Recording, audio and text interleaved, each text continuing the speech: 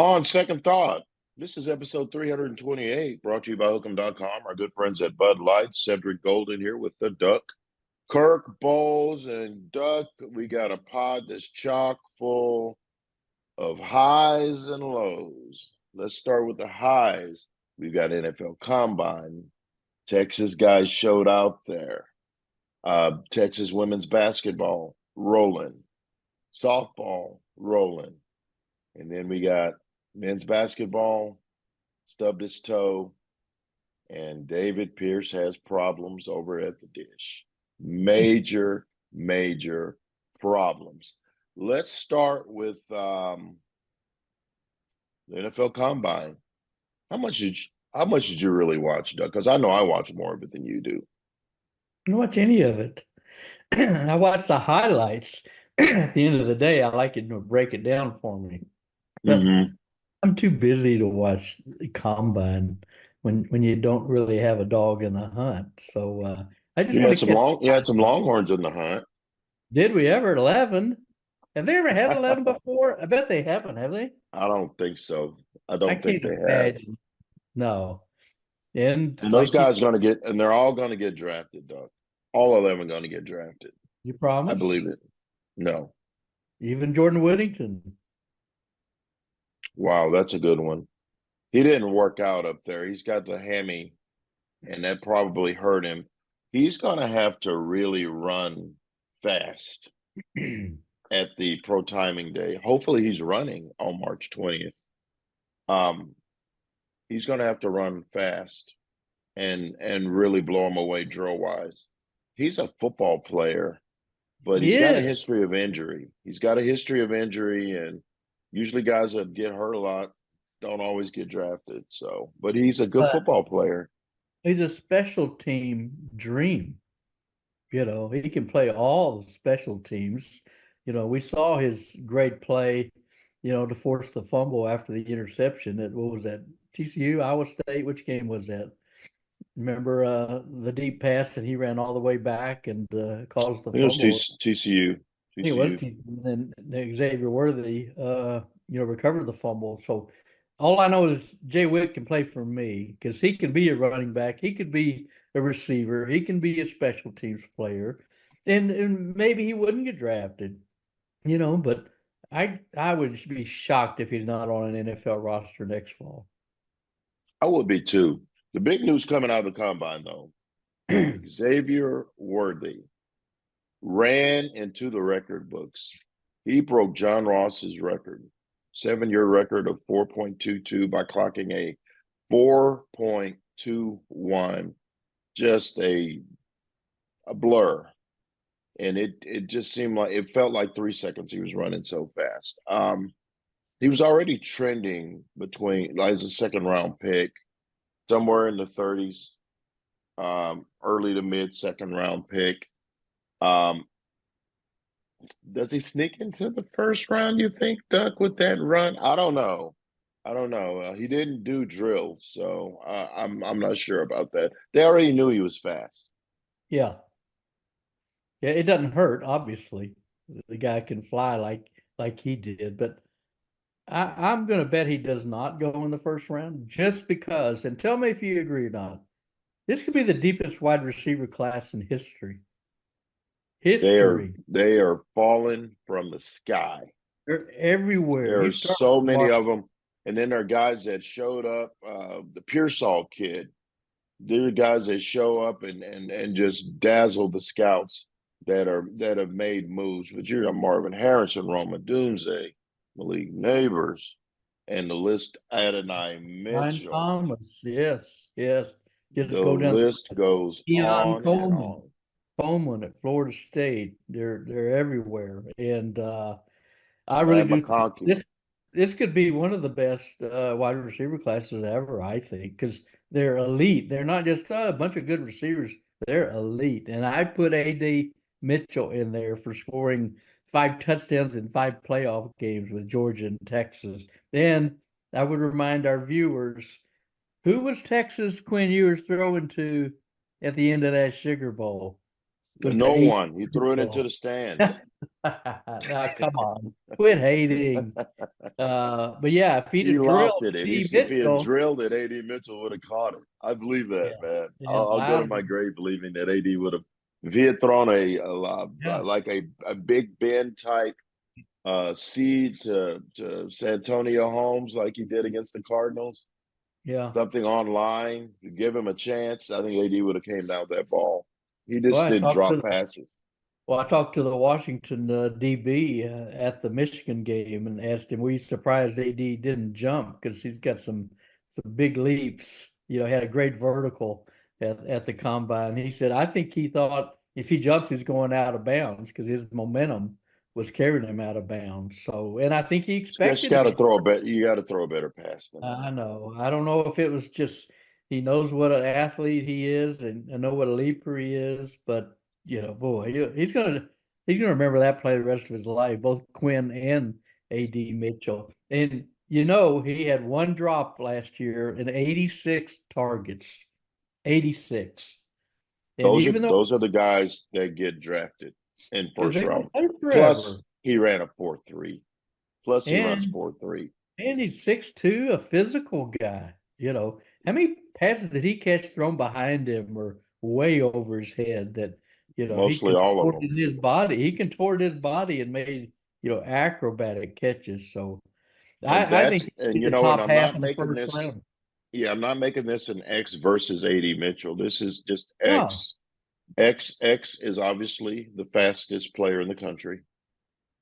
But he's 5'10", 165 pounds. ooh, And if 160. you, and he looked really skinny. And if you really want to, a player comparison that he kind of compares to size wise, Cavante Turpin for the Dallas Cowboys is 5'9", like 160 pounds. So Well, he's it's taller than that. But what is Turpin? he's 1 inch taller. No, You what said is Turpin?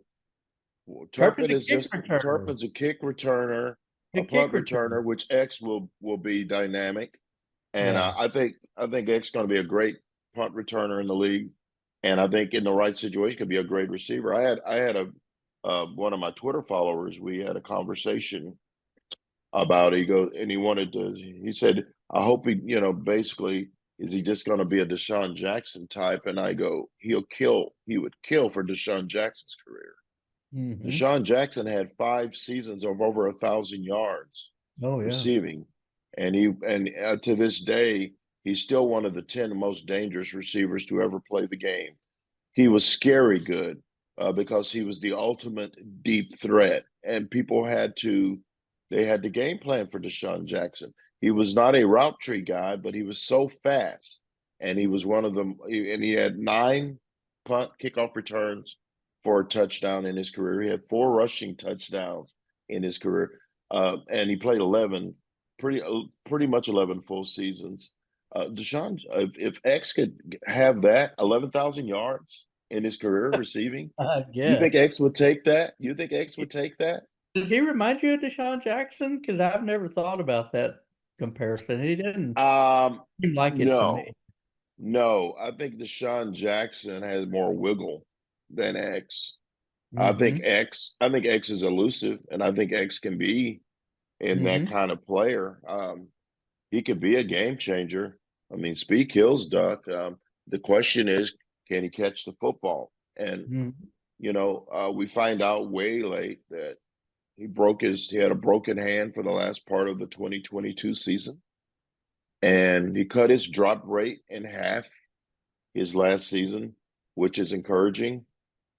But he didn't do on-field drills in Indianapolis. I assume he's going to do it on March 20th here at Texas Pro Timing Day, and Duck and I believe that you're going to see more scouts at this Texas Pro Timing Day than you have in a decade Oh, for sure.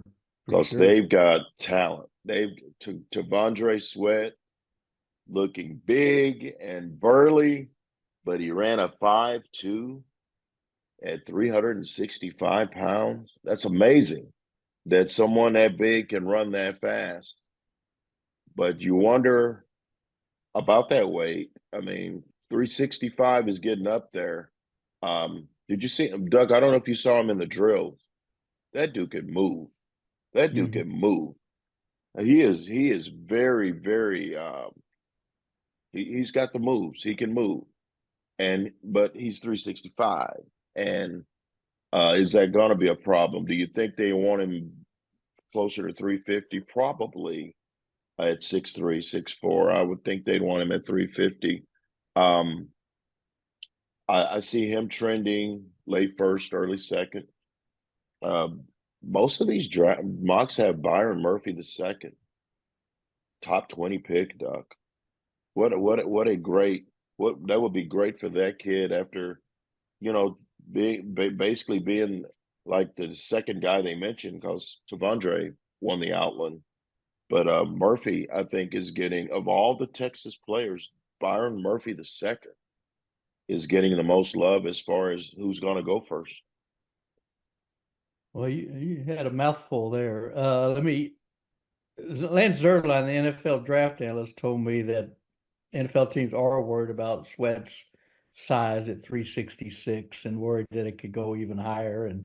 And he's even said he gains weight too easily. I think that works against him, same as the 165 pounds works against Xavier Worthy, because you need to be durable, if you're going to play in the NFL. And speed didn't always guarantee success. John Ross from Washington's Exhibit A, first round. Ronaldo Nehemiah, John Brown, but But those John Ross was but it.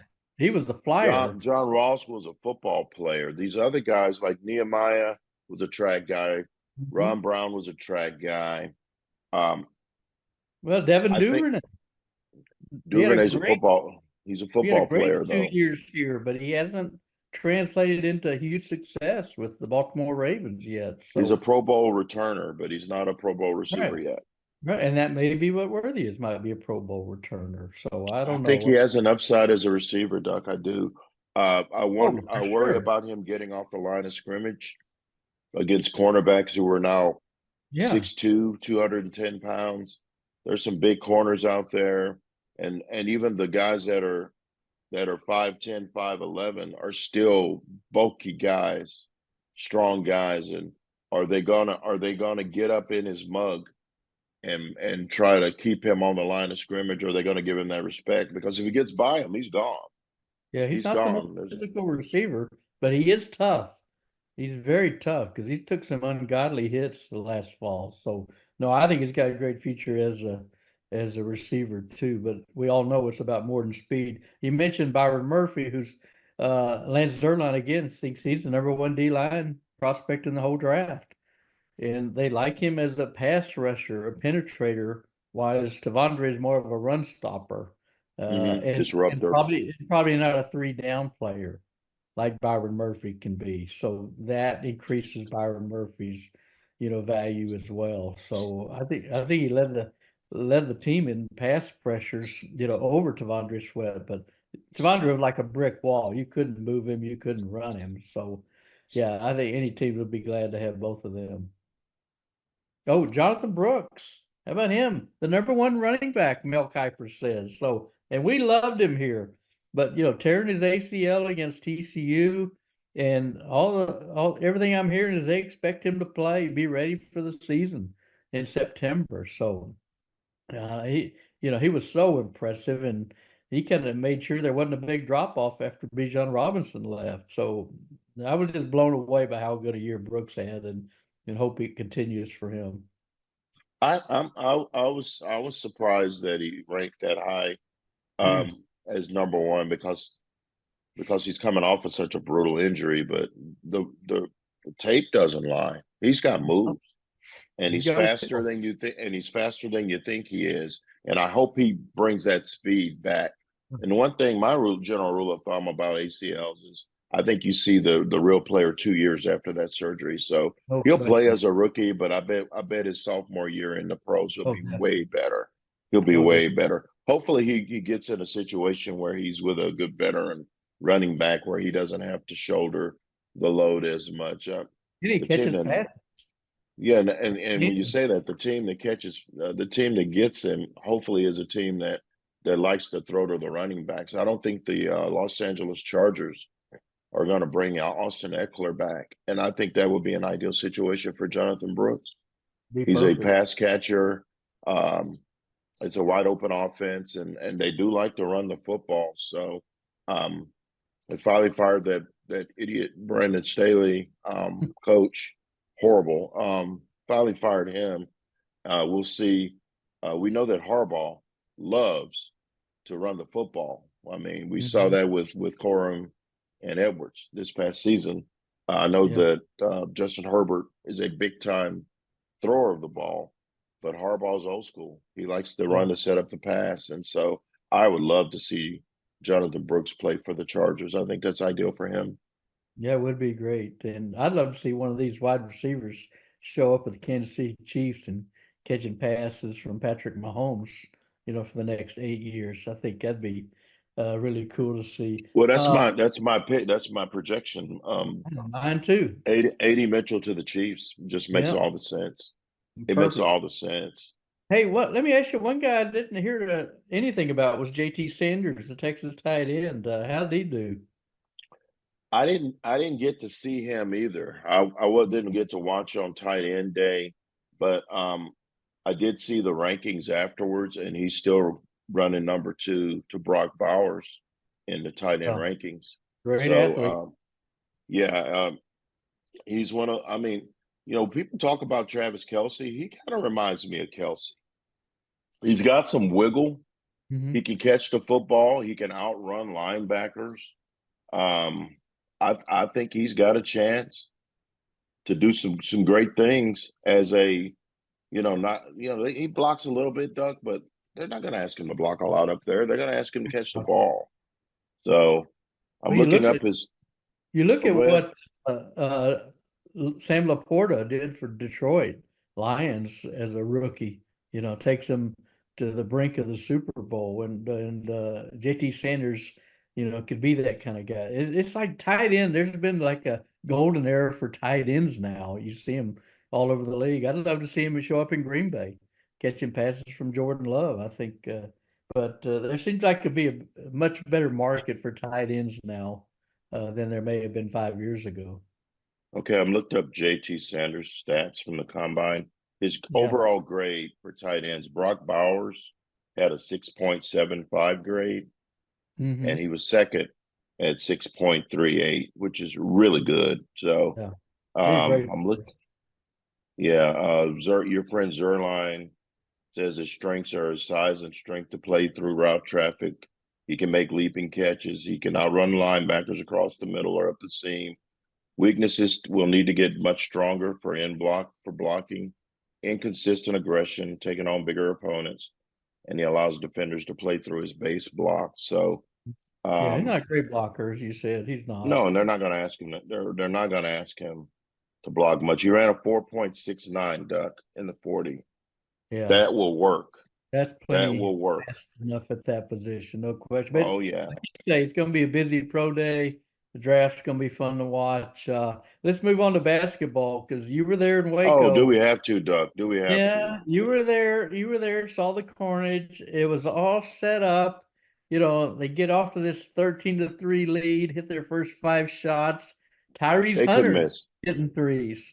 And not much else after those first two threes, but you just felt like that game would never end. I looked up on television and, they're up by 12 and then it's 10, then it's 8. And I'm thinking, well, maybe they can hold on. I look up and oh, yeah, it's 10 and a half minutes left. Just didn't have enough firepower to last, especially with the way Jalen Bridges was going off. What did he get, That 32? was I was talking to our buddy Bryce Cherry of the Waco paper, friend of the podcast. Gonna miss dealing with those guys. Doug David K came up to me, the longtime SID, came up to me and he said, "Just wanted to shake your hand and just thank you for all the good times coverage over the years." And it's great. It's a fraternity, and we're not going to be going to Baylor anymore. And I'm going to tell you, that's a great gym. Duck, that Foster Pavilion is lit. Nice. It is nice. It is nice. And Nicer than the so, movie? nicer than Moody. You could tell Foster was built for basketball. And the Moody was built for concerts, but Moody translates very well to hoops. Mm-hmm. But Foster's, man, and our seats are better, Duck. Our seats were closer to the court than Really? they were at the O'Farrell Center, but you're still behind Really? the glass. Great, just great. But anyway, It was a good um, game. It was an exciting game. they they played a near perfect first half, and they were up 8 points at the half. And they 56%. played a similar first half against Tech, but Tech's not nearly as good as Baylor No, overall. And they were no. up 24 against Tech. Baylor found its sea legs. And I'm going to tell you, Scott Drew did a masterful job of working those refs in the first half because they got the calls in the Mm-hmm. second half. And Rodney Terry, none too pleased about the free throw disparity. The Horns shot 21 free throws, and the Baylor Bears shot 42. Yeah. 27 free throws in the second half, Doc. And That'll win that's you a a lot of recipe games. for that's a recipe for a loss for Texas. If I told you that the Texas Longhorns shot 50% from the field and 86% from the line and had only 5 turnovers and 15 assists and got 33 points from Max Asmus, don't you think they won that game? Won by 20. Probably won by 20. The difference is they didn't have to sue the last 11 minutes. And, They didn't really have to sue the first 11 minutes. Duck, he exactly. didn't have it. He was sick. He He had a was stomach sick. bug. But, Max had his 33, and what did anybody else do? Where was Dylan Mitchell? Dylan Where was Dylan Tyrese Hunter? Mitchell Dylan Mitchell was the invisible man. Dylan Mitchell missed a layup. He airballed a free throw. Dylan Mitchell has made some strides, Kirk, but they need him to sack Yeah. up and be better and to play bigger than he has. He It's not the, blended for the second straight game. He blended under double-digit scoring in 5 of the last 6 games, Would he have and he one rebound? just and he had one rebound, Come on. and that was on a tip in where he just rose above the whole world and tipped it in. He's an electric athlete, Doug. Electric Super. athlete. But you got to be more than an athlete to win in this game. I didn't see grit. I didn't see determination from him. He's just too content to blend. You can't blend in the Big Well, 12. he doesn't have a great handle. He can't create his own shot. He doesn't have that jumper. Like you say, he's a super athlete. He's so much more athletic than Dessou, but Dessou's got basketball skills. He can score inside, score outside, rebound. Dessou's crafty, and while we're taping this, there's no new news on his left knee sprain out of Texas, so they got an extra day till Saturday's Oklahoma game since they played on Monday, so that's a big help. You wrote your column about whether they were in or not. I think you and I both think they're probably in, but if Oklahoma, which is desperate, trying to hang on, be one of those ninth teams to get in the tournament, if they stumble and go 8-10, you still comfortable that Texas is in? In this conference, yes, no doubt. I think they're still going to get in. Everybody agrees that the Big 12 is the best basketball conference Yeah, in college, and every definitely. game is a tough game. And I'm glad you asked me that because I asked Rodney Terry Yeah. the same thing. And Doug, while we're at it, Rodney's adamant they're in, and he's very passionate, and he's got to say that. I also asked Scott Drew. Scott Drew thinks everybody's getting in. Yeah, I mean, come on, stop it. I mean, 10 or 11, please. And here's what I'm going to say about 8-10. If they lose, I don't think they're going to lose. It'll be senior night on Saturday at Moody Center. And they got a bunch of seniors who's coming back. And just to plant the seed for future pods, who is coming back next year? Shedrick, the transfer from Virginia, will be coming back. Kendall Weaver's coming back. Brock is not coming back for a 13th year. I think Good he's Lord, no. Max and not coming back. Max is out. Dessou's out. Dylan Mitchell might be out. Who knows? Tyrese Hunter could be back in the portal or try his hand at the NBA. So Texas has kind of missed its window a little Don't bit. say don't say NBA with Tyrese Hunter. Doug, No, no. stop. I think he Uh, realized he's not an NBA player, and I and think that he needs to keep stay in college and get as much free education good. and He, NIL money as he can get. he should. But here's the thing with 8 and 10, and like I said, I think they're going to win Saturday and go 9-9, and that'll be plenty to get them in. They're still listed as ESPN's got them as an 8 seed playing Mississippi State, and if they win, playing Purdue, the number 1 seed. CBS has them a 9 seed playing Boise State, and if they win, they're playing Tennessee. Who's the Tennessee coach? I can't remember. I have to look that up. But that Pat sounds like an Summit. that sounds like an intriguing matchup with our old buddy Rick Barnes. But you know, if they're upsets in these conference tournaments, you just don't know. And if it comes down to somebody maybe played a tougher non-conference schedule, Rodney can say all he wants. We're one of the best teams in the country. No, you're not. Okay, if you're 8, 9 seed, you're not one of the best. You need to be one of the top 3, maybe 4 seeds if you're one of the best teams in the country. Now, Arkansas got in at 8 and 10 in their conference last year, and they made it to the Sweet 16. So, probably in at 9-9, but they need to take care of business. You sound like you don't think they're going to get in there at 8 and 10, No, they're Ducks. going to get in there. I think they're going to win Saturday, and I think they I do will get too. in. But don't leave that stuff to chance. So now you got to see a Texas team lose. So did I at the Dish Tuesday night Oh against. my goodness. I hate to say this. Hold on. Before we What? get to baseball, shout out to Madison Booker, Oh my God! Big 12 freshman of the year. And She's going co-player of to the year, co-player of the year. first She's freshman going to ever. get some all America votes this year. She's going to be a freshman All American, probably national freshman of the year. She or Juju Watkins. Shout out to her Hmm. having a great season. Vic Schaefer keeping that thing on the tracks with Rory Harmon going down. The Texas women are a solid number 2 seed, and I think they're gonna make some noise in the tournament. But I will say this stuff: I do believe that those guards that aren't Madison Booker, Shea Holly, Shaylee Gonzalez, they're going to have to bring more to the table offensively, or Texas is not going to be back in the Elite Eight. Madison can't do it on her own, and those big girls are good, but they're gonna run into some teams with some guards, and Duck, they don't make threes. Of the They of don't. the teams in the top 25, where do you think Texas ranks in 3 pointers made?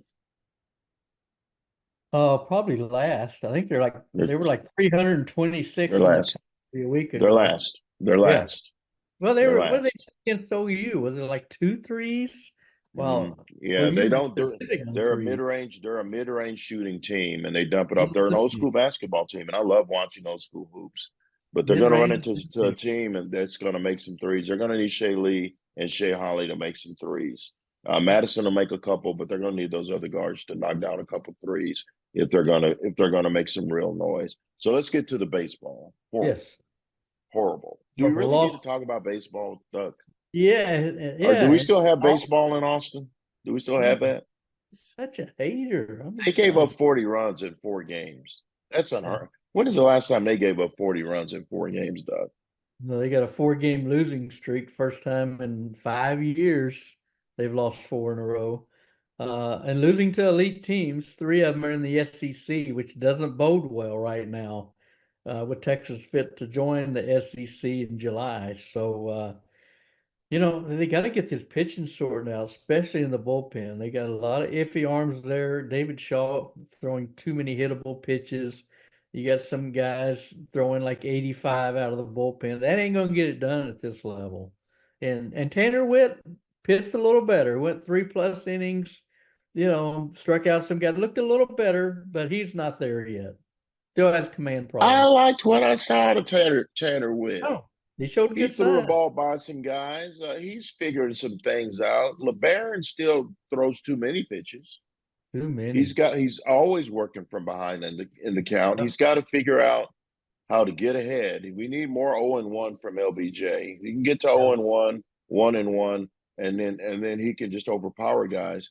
But man, What a lost weekend. You got Porter Brown dropping fly balls. What was you got Max Ballou out in right field Just booting booting the ball. booting a ball. They just looked rudderless, and it didn't look like a David Pierce coach team. And I know DP is really frustrated. And we talked to him in New Orleans, Doug. He was very excited about this season coming up. And we're not hitting a panic button here, guys. We're No. not, but because there's a lot of season left. But the Aggies were dominant. In that game, once the Aggies broke it open, they were getting it from all over. And the Longhorns, while a pretty accomplished team offensively, Doug, they've shown they can hit the ball. They've hit it. They've already hit 21, 22 home runs You too, this Jack. season, on pace to hit over 100. Uh, right now, way too dependent on offense. They got to get it. They got to get better defensively, and that pitching staff's got to step up. And it's got to start with LBJ on Fridays. If you don't win that Friday game with LBJ, then you're scrambling. I'm telling you, because Charlie Hurley's up and down. He has good stuff, but he hasn't been consistent either. I think Tanner Witt could eventually be that number two because of his stuff, Absolutely.